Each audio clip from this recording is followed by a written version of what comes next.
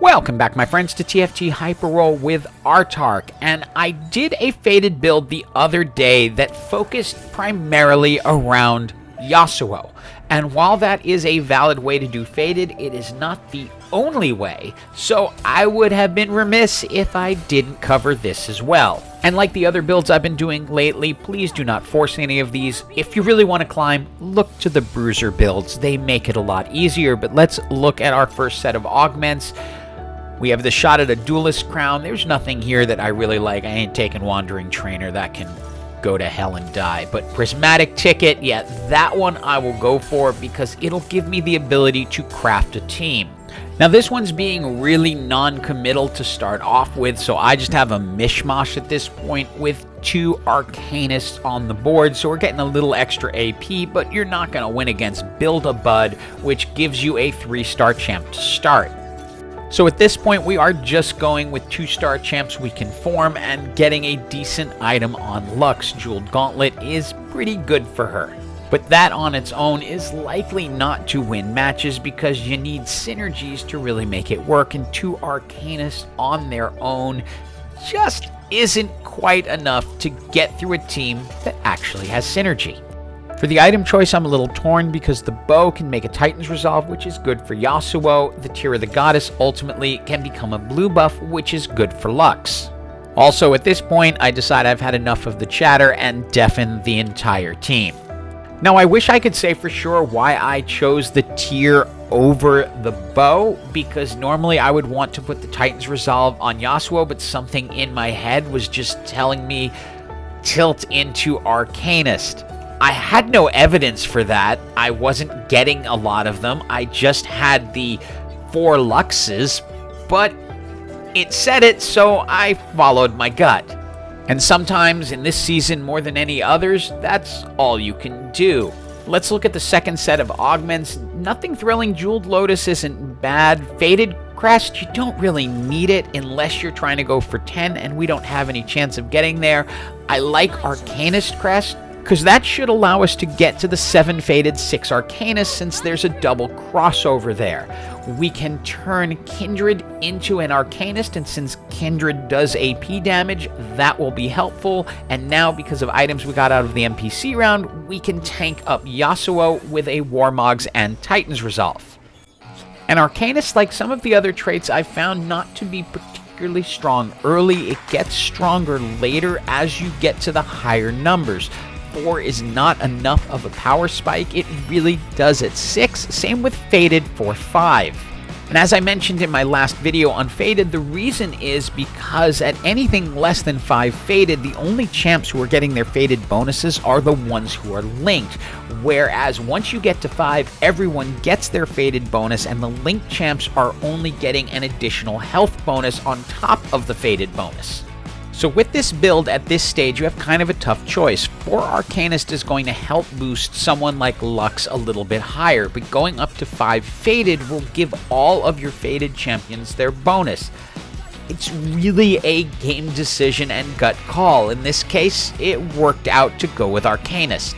It is time for the final set of augments, and for me it's a quick decision for Magic Wand because we're leaning towards Arcanist. But I have a love-hate relationship with that Reinforcements augment, because while it is nice to have an automatic 2-star 4 cost, I believe that is leading directly to the problem I'm seeing of so many games coming up to multiple teams with 3-star 4 costs, and I'm going to be doing a bunch of videos on that next week.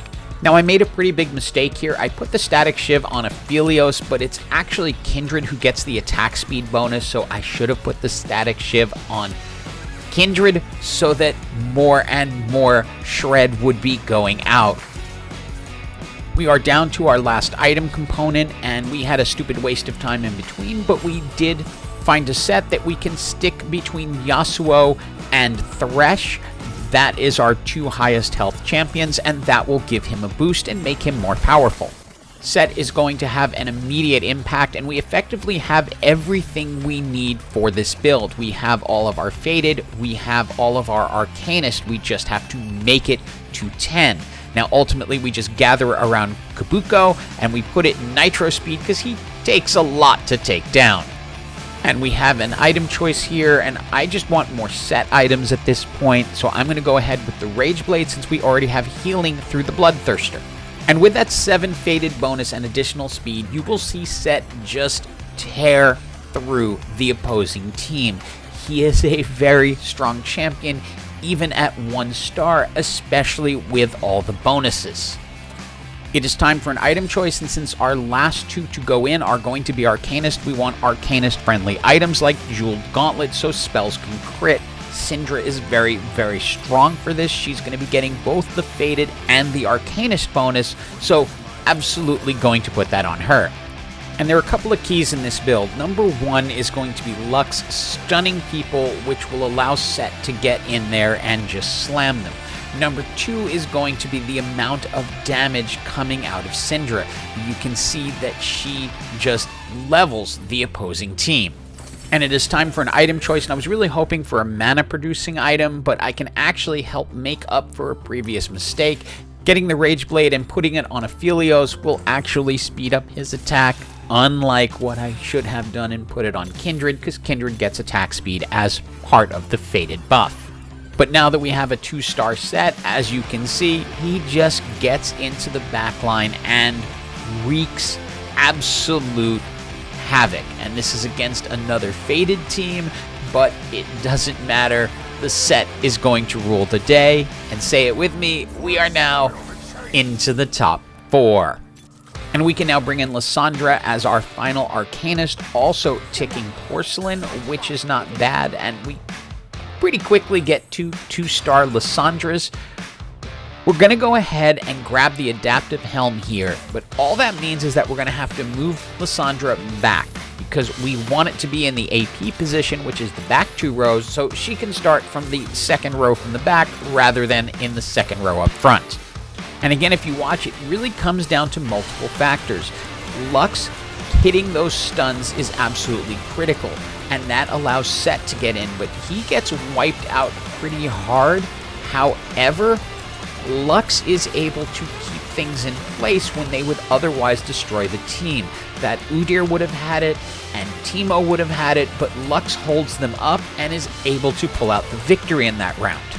And we are down to the 1v1 with someone who has barely lost, but I have lots of confusals when it comes to their build, because they don't have all of their Umbrals on the Umbral squares, which is kind of key because that's the way they get their additional health boost and the execute ability.